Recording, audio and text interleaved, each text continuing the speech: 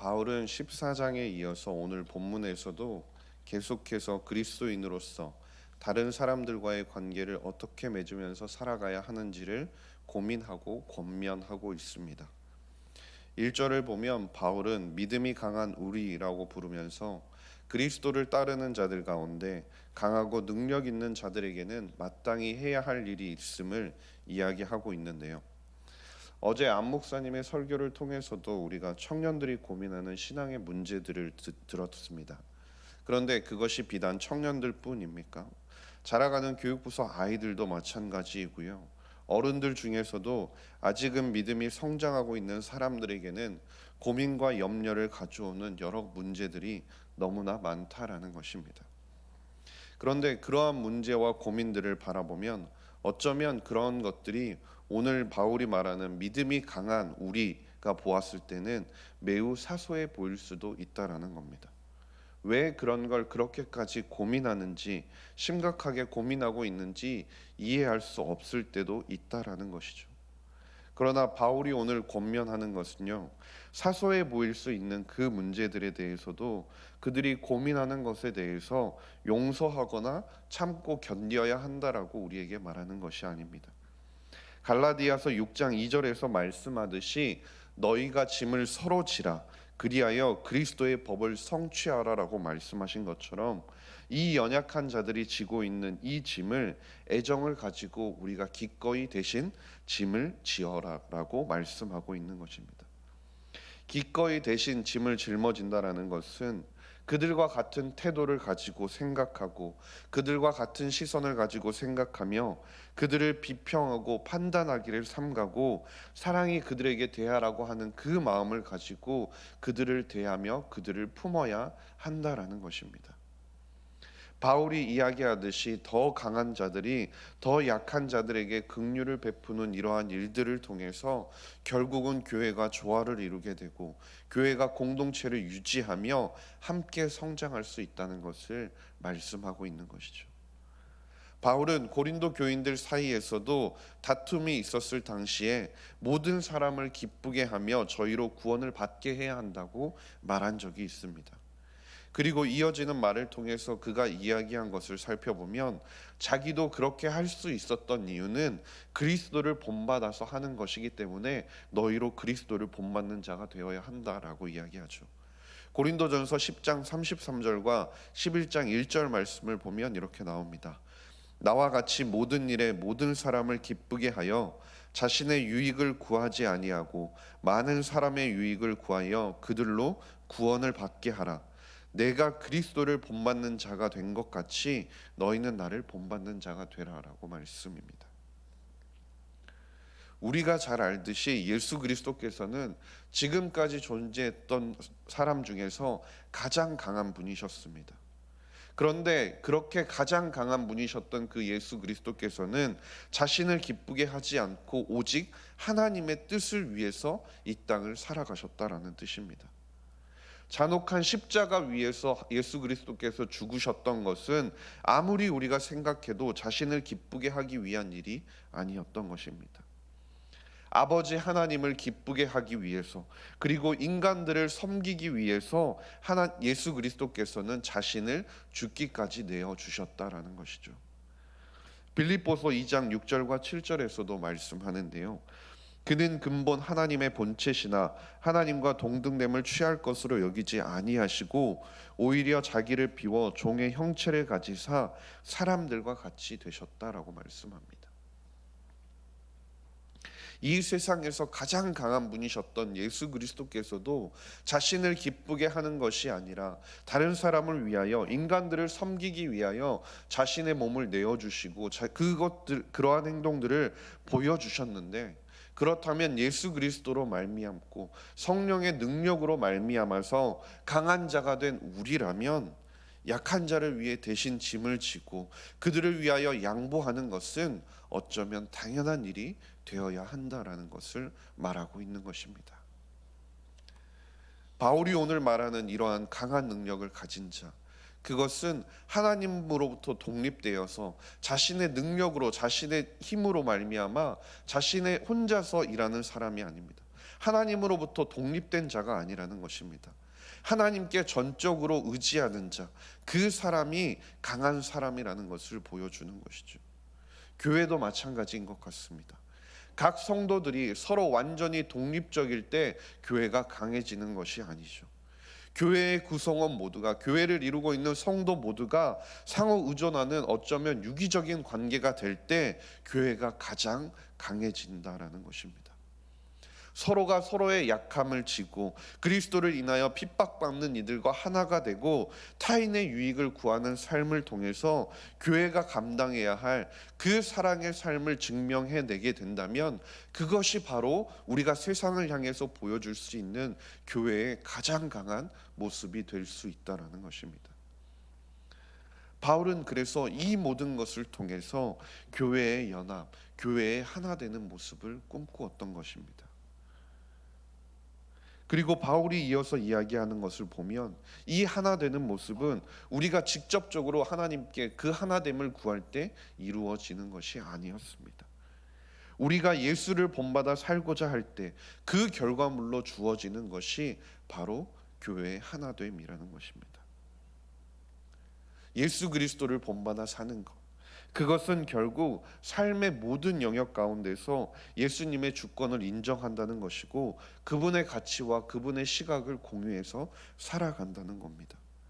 성경의 권위를 인정하고 부활에 대해서, 예수님에 대해서 우리가 온전히 받아들이고 예수님께서 다른 사람들에게 보이셨던 것과 같이 그 사랑의 태도를 가지고 살아가야 하는 것, 이렇게 될 때 보여지는 모습, 교회의 하나 되는 모습이 바로 6절 말씀에서 나오는데요. 6절에서 이렇게 말씀합니다.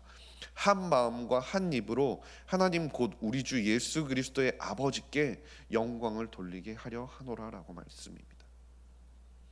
마음과 입술이 하나 된다.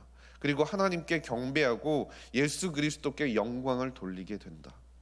결국 이것이 무엇입니까? 예배하는 하나된 공동체, 그것이 바로 교회의 모습이라는 것입니다. 이것이 우리가 궁극적인 목적과 모습이 되어야 한다라는 것이죠. 서두에서 강한 자들을 향하여 말하던 바울은 이제 모든 교인들을 향해서 권면하기 시작합니다. 7절 말씀을 보면 그러므로 그리스도께서 우리를 받아 하나님께 영광을 돌리심과 같이 너희도 서로 받으라라고 말합니다. 앞서서 교회의 궁극적인 목적이 무엇이었습니까? 결국 아버지께 영광을 돌리게 하는 것이었습니다.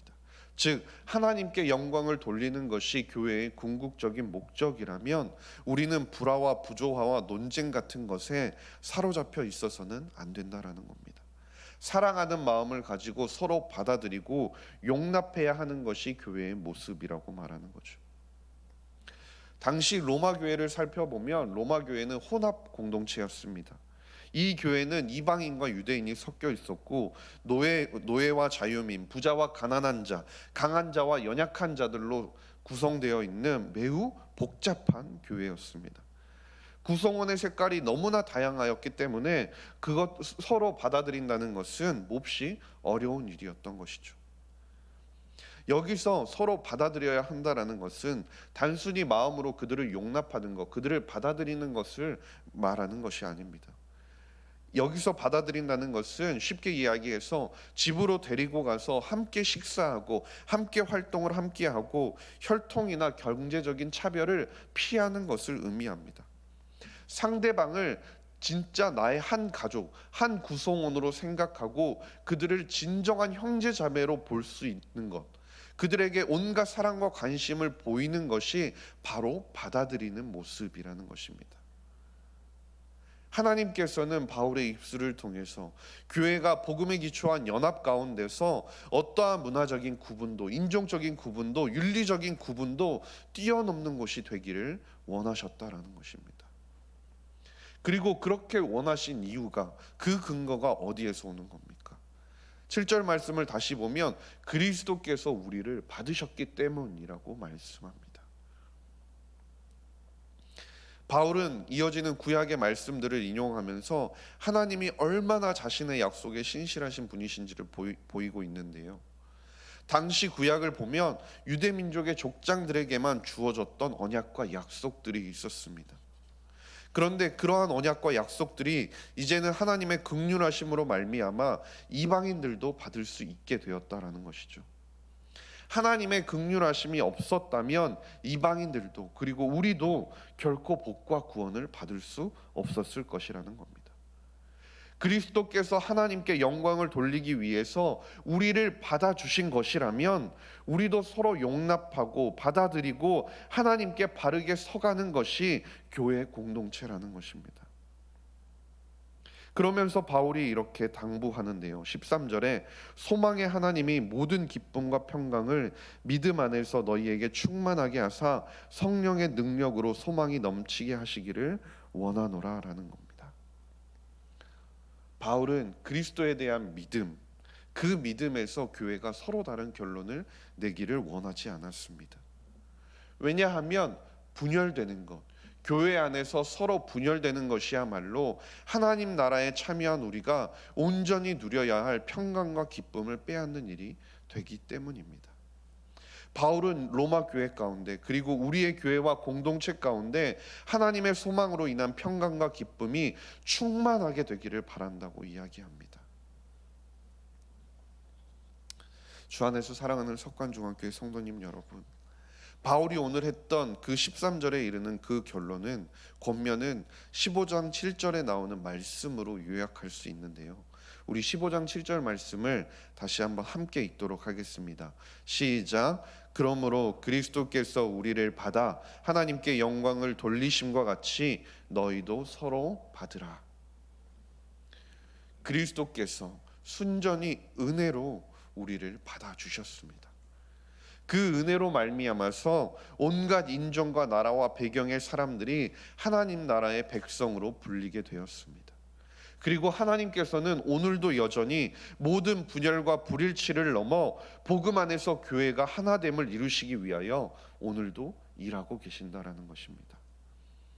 그렇기 때문에 하나님께서 은혜로 부르셨다면 우리는 교회 안에 존재하는 다양성을 인정하지 않으면 안 된다라는 겁니다. 견해의 차이들이 교회의 단합과 교회의 하나됨을 무너뜨리는, 깨뜨리는 요인이 되도록 결코 방치해서는 절대 안 된다라는 사실입니다. 로마 교회 그리스도인들이 함께 예수 그리스도를 찬양할 때 그리스도 예수를 본받아서 서로 뜻이 같게 되고 하나님의 계획을 이루어가면서 그분께 영광을 드렸던 것처럼 우리도 하나님만을 통해서 그리고 하나님 안에서 하나됨을 이루어가는 석관중앙교회와 그리고 저와 모든 성도님들이 될 수 있기를 주님의 이름으로 간절히 소망합니다. 기도하겠습니다. 하나님 아버지 감사합니다. 오늘도 예배의 자리로 불러주심에 감사드립니다. 하나님의 은혜와 긍휼하심으로 우리를 받아주셨음을 기억하게 하시고 서로가 각자 받은 은사와 능력으로 하나됨을 이루어가는 주님의 교회가 되게 하여 주시옵소서. 예수 그리스도께서 보여주시고 베풀어 주신 사랑을 우리가 받았으니 그 사랑을 나누며 살아가는 저와 모든 성도님들이 되게 하여 주시옵소서. 감사드리며 모든 말씀 우리 구주 예수 그리스도의 이름으로 기도드렸습니다. 아멘.